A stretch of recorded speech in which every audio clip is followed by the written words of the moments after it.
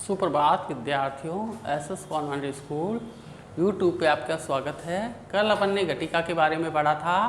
आज हम अशुद्धि संशोधनम के बारे में पढ़ेंगे। व्याकरण के अंदर देखो, हर जैसे हम वातावरण में शुद्ध रखना चाहते हैं, खाना पीना सब कुछ शुद्ध होना चाहिए। शुद्धता किसे अच्छी नहीं लगती, शुद्धता सबको अच्छी लगती है।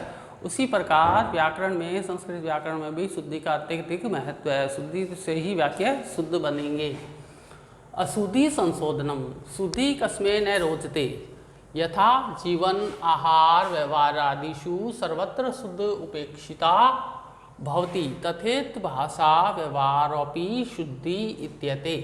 संस्कृतेन भाषाण पठन लेखन आदि व्यवहार है क्रियते, तेत शुद्धि ही सर्विषेयम आवश्यकी। शुद्धि किसे अच्छी नहीं लगती, जैसे जीवन में आहार व्यवहार आदि में सभी जगह शुद्धि आवश्यक होती है, उसी प्रकार भाषा व्यवहार में भी शुद्धि की इच्छा की जाती है। संस्कृत से भाषण पठन लेखन आदि व्यवहार किए जाते हैं, फिर भी शुद्धि विशेष रूप से आवश्यक है। संस्कृत कारक विभक्ति समास संधि लिंगादि सम्यक ज्ञान भावाद अशुद्ध भवन्ति, तन्निवारणाय अभ्यास करणीयम। संस्कृत में कारक विभक्ति समास संधि प्रत्यय लिंग आदि में सही ज्ञान के अभाव के कारण अशुद्धियाँ होती है, उनके निवारण के लिए अभ्यास करना चाहिए। देखो, इसको दोबारा देखो, ये आपको समझ में आया होगा। शुद्धि संशोधनम क्यों आवश्यक है? शुद्धि संशोधनम इसलिए आवश्यक है, इसको दोबारा देखो। शुद्धि संशोधनम, शुद्धि ही कस्मै न रोचते, यथा जीवन आहार व्यवहारादिषु सर्वत्र शुद्ध है उपेक्षिता भवति, तथैव भाषा व्यवहारोपि शुद्धि ही इत्यते। संस्कृतेन भाषण पठन लेखन आदि व्यवहार है क्रियते, चेत शुद्धि सविशेषम आवश्यकी। शुद्धि किसे अच्छी नहीं लगती, जैसे जीवन में आहार व्यवहार आदि में सभी जगह शुद्धि आवश्यक होती है, उसी प्रकार भाषा व्यवहार में भी शुद्धि की इच्छा की जाती है।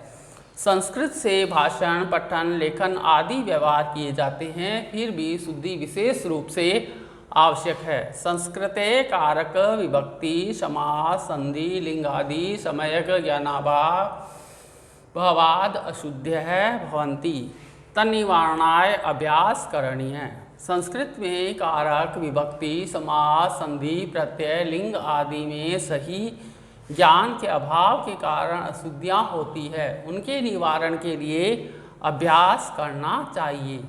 वीडियो को रोको और आप इसको नोट करो।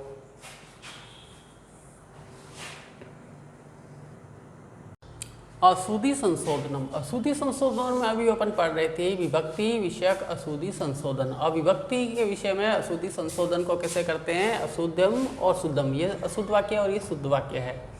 कृष्णम इति वसुदेव पुत्र है, इसको शुद्ध वाक्य लिखेंगे कृष्ण है इति वसुदेव पुत्र है। गुरुजनस्य अनुसरन्ति, इसको शुद्ध करके गुरुजनम अनुसरति बनेगा। भिक्षुक है, भिक्षुकम वस्त्राणि यच्छति, इसको शुद्ध करके लिखेंगे भिक्षुकाय वस्त्राणि यच्छति। विद्या बुद्धि वर्धते, इसको शुद्ध बनेगा विद्या बुद्धि वर्धते। लिंग पुरुष एवं लकार विशुद्ध संशोधनम, लिंग पुरुष वचन लकार विषयक अशुद्ध संशोधनम। स बालक है पश्यसि, स बालकम पश्यति, इसका शुद्ध बनेगा स बालकम पश्यति। स रामस्य स गच्छति, इसका शुद्ध बनेगा सह रामेण सह गच्छति। भवान पुत्र गच्छन्ति, इसका शुद्ध बनेगा भवान पुत्र गच्छति। ते मम मित्राणि अस्ति, इसका शुद्ध बनेगा ते मम मित्राणि सन्ति, क्योंकि ये बहुवचन का रूप है इसलिए संति लगेगा। मृग प्रतिदिन सस्यम खादन, इसका बनेगा मृग शुद्ध करके मृगम मृग है प्रतिदिनम सस्यम अखादत। इसको दोबारा देखो, आपको समझ में आया होगा। सबसे पहले विभक्ति विषयक अशुद्धि संशोधनम, इसको अशुद्ध को शुद्ध करके लिखना है। कृष्णम इति वसुदेव पुत्रम, तो कृष्णन की जगह कृष्ण है, इति वसुदेव पुत्र है आ जाएगा। गुरुजनस्य अनुसरन्ति, इसमें गुरुजनस्य की जगह गुरुजन अनुसरति बनेगा। भिक्षुकम वस्त्राणि यच्छति, भिक्षुकम की जगह भिक्षुकाय वस्त्राणि यच्छति। विद्या बुद्धि वर्धते, विद्या की जगह विद्या बुद्धि वर्धते। लिंग पुरुष वचन लकार विषयकम अशुद्धि संशोधनम, इसमें लिंग पुरुष वचन और लकार की अशुद्धि को संशोधित करके और उसको शुद्ध किया गया है। सह बालक पश्यति, सह बालकम पश्यति, बालक की जगह बालकम बनेगा। स रामस्य सह गच्छति, सह रामेण सह गच्छति, इसमें रामस्य की जगह रामेण बनेगा। भवान कुत्र गच्छन्ति, इसका शुद्ध बनेगा भवान कुत्र गच्छति, गच्छति की जगह गच्छन्ति की जगह गच्छति बनेगा इसमें। ते मम मित्राणि अस्ति, इसमें ते मम मित्राणि सन्ति, अस्ति की जगह सन्ति हो जाएगा। मृग प्रतिदिन सस्यम अखादन, मृग प्रतिदिन सस्यम अखादत आ जाएगा, अखादन की जगह अखादत बन जाएगा। इसको वीडियो को रोको और इसको अपनी कॉपी में नोट करो। देखो हम अशुद्धि संशोधन के विषय में पढ़ रहे थे, इसके अन्य उदाहरण देखो। कर्ता तथा क्रिया के समन्वय संबंधी अशुद्धियाँ। पहला है वाक्य में कर्ता जिस पुरुष वचन लिंग का होता है, क्रिया भी उसी के अनुसार उसी पुरुष वचन और लिंग की होनी चाहिए। जिस प्रकार कर्ता जिस पुरुष लिंग या वचन का होता है, क्रिया भी उसी के अनुसार उसी पुरुष वचन और लिंग की होनी चाहिए। सेकंड है अस्मद अहम आवाम वयम के साथ उत्तम पुरुष की क्रिया होती है।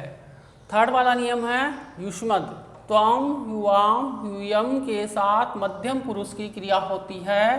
फोर्थ है अस्मद और युष्मद के अतिरिक्त सभी के साथ प्रथम पुरुष की क्रिया होती है।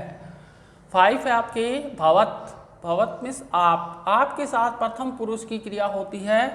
यदि विभिन्न पुरुषों के कर्ता च और च का अर्थ होता है और से जुड़े हो तो क्रिया श्रेष्ठतम पुरुष के अनुसार ही होती है। 7 वाला है उक्त सभी में क्रिया का वचन कर्ता की संख्या के अनुसार होता है, अर्थात 1 होने पर एक वचन, 2 होने पर द्विवचन और 2 से अधिक होने पर बहुवचन की क्रिया होती है। क्रिया होती है विभिन्न पुरुषों के कर्ता वा अथवा, वा का मतलब होता है अथवा से जुड़े हो तो क्रिया निकटतम अंतिम कर्ता के पुरुष व वचन के अनुसार ही होती है। देखो ये अन्य उदाहरण है, इसमें सबसे पहले कर्ता तथा क्रिया के समन्वय संबंधी अशुद्धियाँ। जैसे कर्ता होगा वे उसी प्रकार से क्रिया चलेगी। वाक्य में कर्ता जिस पुरुष वचन या लिंग का होता है, क्रिया भी उसी पुरुष वचन और लिंग की होनी चाहिए। जैसे प्रथम पुरुष है तो क्रिया भी प्रथम पुरुष की होगी, वचन जो एक वचन द्विवचन बहुवचन में से जो है तो क्रिया भी उसी की होगी, लिंग जो होगा उसी के अनुसार ये होगी। सेकंड है अस्मद में अहम आवाम व्ययम के साथ उत्तम पुरुष की क्रिया होती है। अस्मद शब्द में उत्तम पुरुष की क्रिया का प्रयोग होगा। युष्मद त्वम युवाम युएम के साथ मध्यम पुरुष की क्रिया होगी, युष्मद के अंदर मध्यम पुरुष की क्रिया का प्रयोग होगा। अस्मद और युष्मद के अतिरिक्त सभी के साथ प्रथम पुरुष की क्रिया होती है। अस्मद और युष्मद को छोड़कर सभी के साथ प्रथम पुरुष की क्रिया का प्रयोग किया जाता है। भवत मीन्स आपके साथ प्रथम पुरुष की क्रिया होती है। यदि विभिन्न पुरुषों के कर्ता च और च का अर्थ होता है और से जुड़े हो तो क्रिया श्रेष्ठतम पुरुष के अनुसार होती है। उक्त सभी में क्रिया का वचन कर्ता की संख्या के अनुसार होता है, अर्थात 1 होने पर एक वचन, 2 होने पर द्विवचन और 2 से अधिक होने पर बहुवचन की क्रिया होती है। विभिन्न पुरुषों के कर्ता वा अथवा से जुड़े हो तो क्रिया निकटतम अंतिम कर्ता के पुरुष व वचन के अनुसार ही होती है। वीडियो को रोको और आप इसको नोट करो।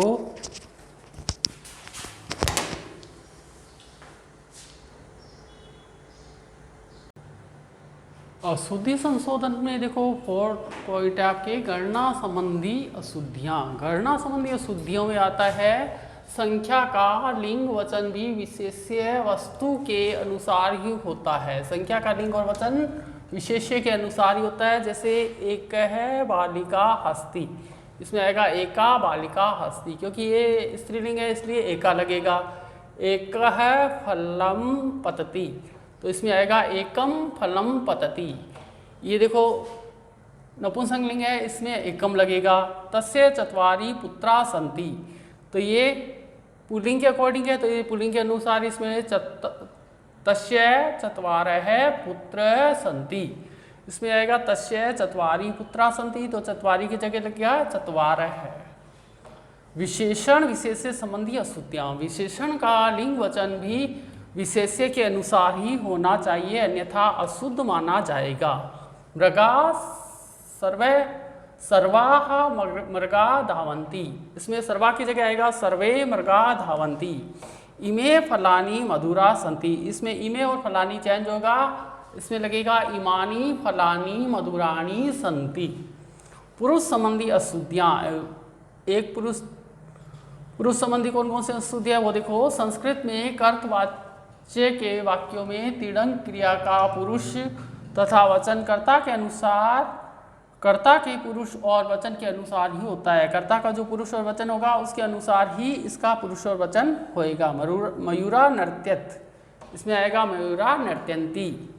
तो पुस्तकम पठति, तो पुस्तकम पठत। इसको दोबारा देखो, फोर्थ आपके गणना संबंधी अशुद्धियाँ, देखो ये समझ में आया होगा। दोबारा देखो इसको, गणना संबंधी अशुद्धियाँ, संख्या का लिंग वचन भी विशेष्य वस्तु के अनुसार ही होना चाहिए। जैसे एक है बालिका हस्ती, तो ये स्त्रीलिंग का है, तो एका बालिका हस्ती। एक फल पतति, तो ये नपुंसकलिंग का है, तो एकम फलम पतति। ये पुल्लिंग का है, तस्य चत्वारि पुत्रा सन्ति, तो इसको शुद्ध लिखेंगे तस्य चत्वार पुत्रः सन्ति।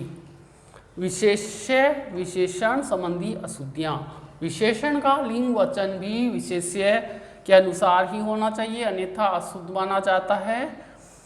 सर्वाः मृगा धावन्ति, इसमें देखो चेंज होके बनेगा सर्वे मृगा धावन्ति।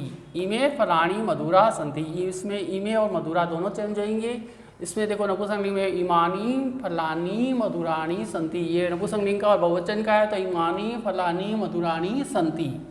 पुरुष संबंधी अशुद्धियाँ, संस्कृत में कर्तवाच्य के वाक्यों में तिङः क्रिया पुरुष तथा वचनकर्ता के पुरुष और वचन के अनुसार होता है। मयूरा नृत्यत, इसमें आएगा मयूराः नृत्यन्ति। तो पुस्तकम पठति, तो पुस्तकम पठत। वाक्य वीडियो को रोको और इन वाक्यों को अपनी कॉपी में नोट करो।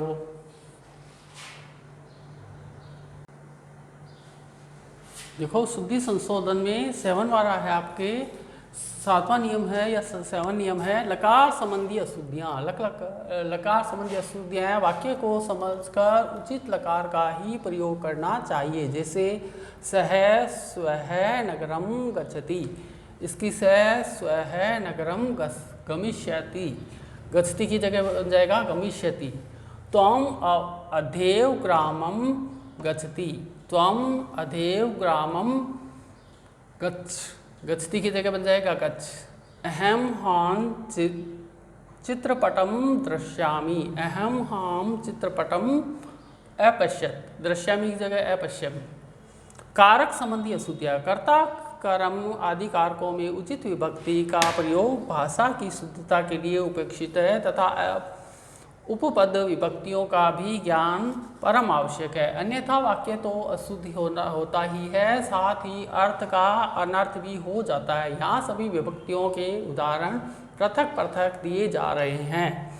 कर्म कारक द्वितीय विभक्ति, कर्म कारक द्वितीय विभक्ति के उदाहरण हैं अहम तुभ्यम न पश्यामि, इसका सही रूप बनेगा शुद्ध रूप अहम त्वाम न पश्यामि।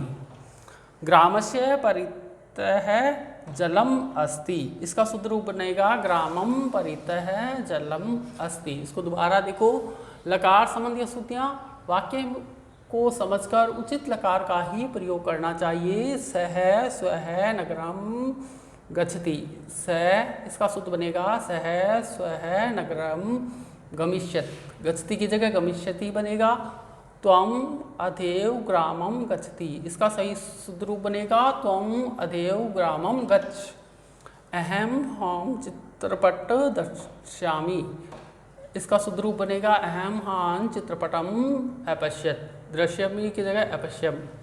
कारक संबंधी अशुद्धियाँ कर्ता कर्म आदि कारकों में उचित विभक्ति का प्रयोग भाषा की शुद्धता के लिए अपेक्षित है तथा उपपद विभक्तियों का भी ज्ञान अपरम आवश्यक है, अन्यथा वाक्य तो अशुद्ध होता ही है, साथ ही अर्थ का अनर्थ भी हो जाता है। यहाँ सभी विभक्तियों के उदाहरण पृथक पृथक दिए जा रहे हैं।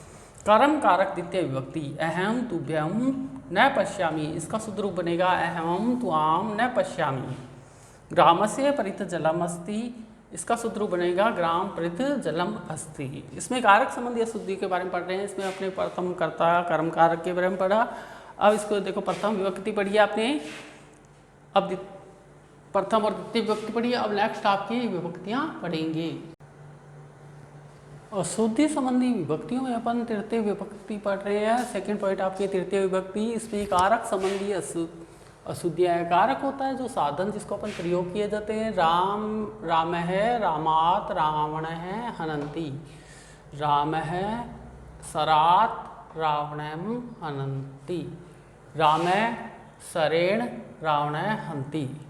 राम तीर से रावण को मारते हैं। इसको देखो सरात की जगह आएगा सरेण। आवा कंदुकात क्रीडाम।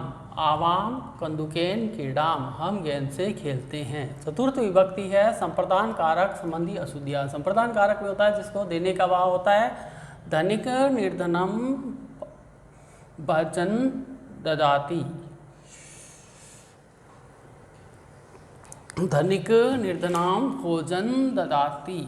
इसमें देखो शुद्ध रूप बनेगा धनिक है निर्धनाय भोजनम ददाति। नृप विप्रान धन वितरति। विप्रान की जगह आएगा इसमें विप्रभय नृप विप्रभय धनम वितरति। पंचमी विभक्ति है अपादान कारक। अपादान कारक होता है किसी अलग होने का भाव, डर का भाव, इस प्रकार का। मानव है सिंहन विभेति। इसका देखो मानव है सिहात विभेति। सिंहन की जगह बन जाएगा शुद्ध होके सिहात। ब्राह्मणा प्रजा प्रजायन्ते। इसमें है ब्राह्मण प्रजा प्रजायन्ते। ब्राह्मणा की जगह ब्राह्मण है बनेगा। इसको दोबारा देखो, आपको देखो तृतीय विभक्ति है। इसको करण कारक का होता है। करण कारक साधन के लिए प्रयोग किया जाता है। राम है सरात रावणम हंति। राम है सरेण रावण हनंति। राम तीर से रावण को मारते हैं। आवाम कंदुकान क्रीडाम। आवाम कंदुकेन क्रीडाम। हम सब गेंद से खेलते हैं। चतुर्थ विभक्ति संप्रदान कारक संबंधी अशुद्धि। संप्रदान में होता है देने का भाव। धनिक निर्धनम भोजनम ददाति। इसमें देखो इसका शुद्ध रूप बनेगा धनिक है निर्धनाय भोजनम ददाति। धनवान निर्धन लोगों को भोजन देता है। नृप है विप्रान धनम वितरति। नृप है विप्रेन धन वितरति। इसका शुद्ध रूप बनेगा नृप विप्रेभ्य धन वितरति। राजा गरीबों को धन देता है। पंचमी विभक्ति है अपादान कारक। अपादान कारक होता है अलग होने का भाव या डर का भाव, है क्या भाव, इस प्रकार सा भाव इसमें आता है। पंचमी विभक्ति अपादान कारक में मानव सिंहन विभेति। इसका शुद्ध रूप बनेगा मानव है सिंहात विभेति। ब्राह्मणा प्रजा प्रजायन्ते। इसका शुद्ध रूप बनेगा ब्राह्मण है प्रजा प्रजायन्ते। अवन से तृतीय विभक्ति, चतुर्थी विभक्ति और पंचमी विभक्ति पढ़ी। इसको आप वीडियो को रोको और इसको अपनी कॉपी में नोट करो। हम अशुद्धि संशोधन में देखो षष्ठी विभक्ति पढ़ रहे हैं। षष्ठी विभक्ति संबंधी अशुद्धियाँ। 5 विभक्तियाँ पढ़ ली थी। अब षष्ठी विभक्ति है। पंचमी विभक्ति के बाद षष्ठी विभक्ति संबंधी अशुद्धियाँ। बालक है मातरम स्मृति। इसमें मातरम की जगह देखो शुद्ध करके मातु बन जाएगा। मातु है बालक है मातु है स्मृति। सर्वे पित्रा आज्ञा पालनिया। इसमें देखो पिता की जगह पित्रा की जगह पितु है बन जाएगा। सर्वे है पितु है आज्ञा पालनिया। अर्जुन पांडुना पुत्र आसीत। अर्जुन पांडवों पुत्र आसीत। पुत्र पुत्र बन जाएगा, इसमें पुत्र पांडु, पांडु ना की जगह पांडव हो बन जाएगा। सप्तमी विभक्ति, सप्तमी विभक्ति में अधिकरण कारक है, संबंधी अशुद्धियाँ। अधिकरण कारक होता है मैं ये पर कार बालक है कार्यस्य कुशल आसित, बालक है कार्य कुशल आसित। नेक्स्ट है आपकी शिष्य अध्ययन रत, इसमें आएगा शिष्य अध्ययन रत है, शिष्य गुरो भक्ति करोति, इसमें सही बन के शुद्ध हो गया शिष्य है गुरो भक्ति करोति। इसको दोबारा देखो, षष्ठी विभक्ति होती है संबंध कारक, संबंध कारक को देखो संस्कृत के अंदर नहीं गिना जाता, इसको षष्ठी विभक्ति के रूप में ही प्रयोग किया जाता है। बालक है मातरम स्मृति, इसको वापस शुद्ध करके लिखेंगे बालक है मातु है स्मृति। नेक्स्ट आपकी सर्वे पित्रा आज्ञा पालनिया, इसको शुद्ध करके लिखेंगे सर्वे है पितु आज्ञा पालनिया। इसमें देखो मातरम की जगह मातु बन जाएगा, पित्रा की जगह पितु बन जाएगा। अर्जुन पांडुना पुत्र आसित, अर्जुन पांडव पुत्र आसित, इसमें पांडुना की जगह पांडव हो बन जाएगा। सप्तमी विभक्ति अधिकरण कारक संबंधी अशुद्धियाँ, अधिकरण कारक होता है मैं यहाँ पर जिसके अधिकार हो उसके ऊपर अधिकरण कारक होता है, वो सप्तमी विभक्ति का प्रयोग किया जाता है। बालक है कार्य से कुशल आस्तित, बालक कार्य कुशल अस्ति, देखो कार्य से की जगह कार्य बनेगा इसमें। शिष्य अध्ययन रत, शिष्य अध्ययन रत, अध्ययन की जगह अध्ययन, शिष्य गुरु भक्ति करोति, इसमें देखो गुरु को चेंज किया जाएगा, शिष्य गुरु भक्ति करोति, शिष्य गुरु भक्ति करोति, इसको शुद्ध करके ये लिखा जाएगा। अभी अपन ने अशुद्धि संबंधी वर्तनी के बारे में पढ़ा था, इसके अंदर मैंने आपको इसके नियम भी बताए थे, अशुद्धि संबंधी अशुद्धियों को कैसे कैसे दूर किया जा सकता है, इसके साथ नियम भी बताए थे, और इसको कारक और विभक्ति के अंदर भी अलग अलग आपको एग्जाम्पल देके उदाहरण देके इसको समझाया गया है। आशा करता हूँ कि आपको ये टॉपिक समझ में आएगा।